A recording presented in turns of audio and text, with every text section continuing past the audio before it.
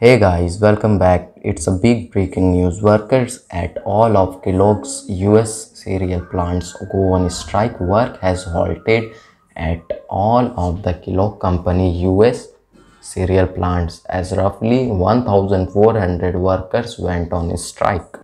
Work at all of the Kellogg's Company US cereal plants came to a halt Tuesday as roughly 1,400 workers went on strike, but it wasn't immediately clear how much the supply of Frosted Flakes or any of the company's other iconic brands should be disrupted.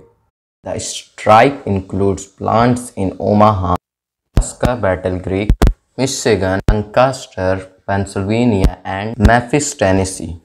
The strike includes plants in Omaha, Nebraska, Battle Creek, Michigan, Lancaster, Pennsylvania, and Memphis, Tennessee. Union and the Battle Creek-based company have been at an impasse at the bargaining table for more than a year, said Daniel Osborne, president of the local union in Omaha.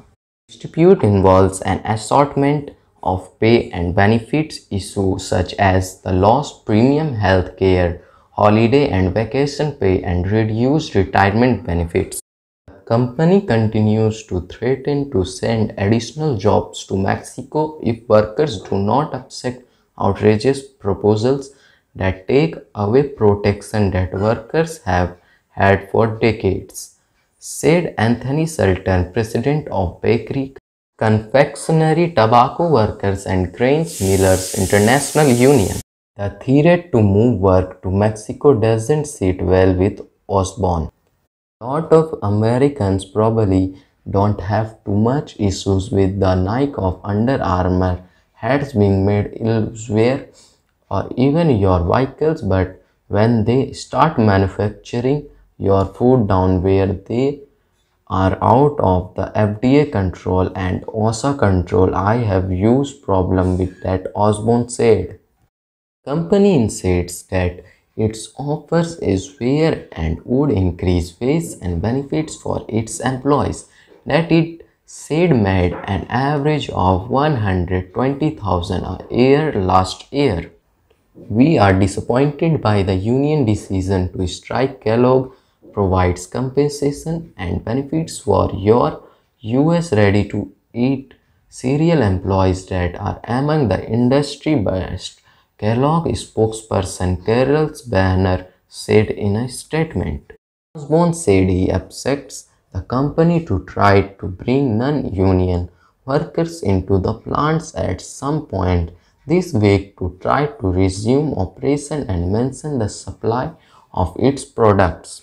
The company acknowledged that it is implementing contingency plans to limit supply disruptions for consumers. Plants have all continued to operate throughout the coronavirus pandemic, but Osborne said that for much of that time workers were putting in 12-hour shifts, 7 days a week to keep up productions where so many people were out because of the virus. The level we were working at is unsustainable, Osborne said. Kellogg's workers aren't the first food workers to strike during the pandemic. Earlier this summer, more than 600 workers at a Frito-Lay plant in Topeka, Kansas walked off the job to protest working conditions during the pandemic, including forced overtime. The strike ended in July when workers refused a new contract.